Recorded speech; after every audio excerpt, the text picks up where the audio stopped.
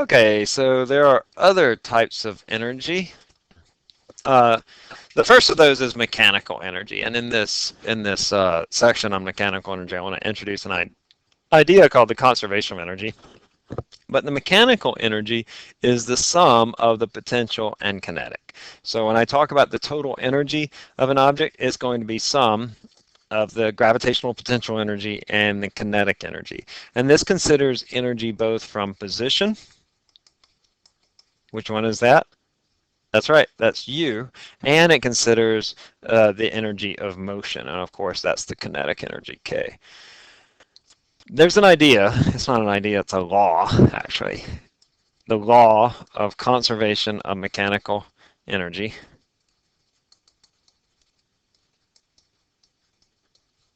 In fact, you could lose the word mechanical there, but since we're putting gravitational and kinetic into this category of mechanical energy, we'll just sort of call it that. And that's what your book calls it too. Energy transforms from U to K or vice versa, from K to U, but the total energy, E, remains the same. Okay? So I can have the potential energy go up and the kinetic energy go down, but this will always be the same. Or I can have the potential energy go down and the kinetic energy goes up, but this will remain the same. Think about an object that I drop. It has gravitational potential energy up here, but it has no kinetic energy. And then when it comes down here, it has no potential energy, but now it has kinetic energy. So that energy has converted from gravitational potential energy to kinetic energy. Let's look at this roller coaster.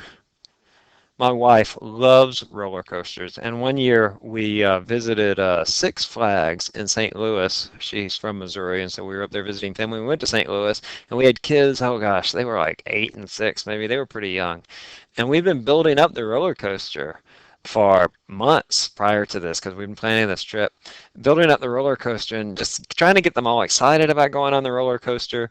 And we get into Six Flags. We're the first people in. We just rushed to the back of the park where there was this like old wooden roller coaster, and we hop on it. We were the only ones there. We get right up front, and we're like, all right, let's go. And they were all excited and eager to go. And then we get going at like 5 seconds into the ride, and my son's like, no, no, no, no. My daughter's like, no, I don't want to do this. But in fact, we went through this roller coaster, had a lot of fun. Well, actually, they didn't have fun, but we had fun. Anyway, so consider this roller coaster. Let's imagine that the cart starts right here. It has an initial speed of 0, and I want to know, where is the kinetic energy the greatest, where is the potential energy the greatest, and then where are those the same? Well, the kinetic energy, well, let's answer the second question first. The potential energy is greatest at point A. So I got lots of potential energy up here. But then as it moves down here, H is equal to 0, so there's no potential energy, but the kinetic energy is at its greatest. That means that it's traveling really fast. And at point A, it has a very high H value, right? It's far from the surface of the Earth. And then we look here where it has both potential and kinetic energy. So since I'm at half my height, I'm going to have equal amounts of potential and kinetic energy. Because you see, I can switch my potential and kinetic energy back and forth. Let's look at other types of energy. This is really just a menu of things that we're going to chat about in future chapters. Electrical energy is the energy of charges. Let's put this on blue. I like the blue. Energy is greatest when the charges are closer because the forces are greater.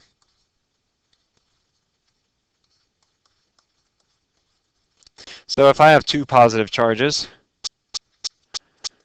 that are far away, like charges, what do? Attract or repel? They repel, right? So they're going to have forces that are like that. But if I bring these two charges up close to one another, they'll have bigger forces acting on them. So they'll have more potential energy, more energy for motion than charges that are farther apart. We have a whole chapter on electrical energy. We're going to talk about current and potential and the nervous system, the brain. It's going to be amazing. You're going to love it.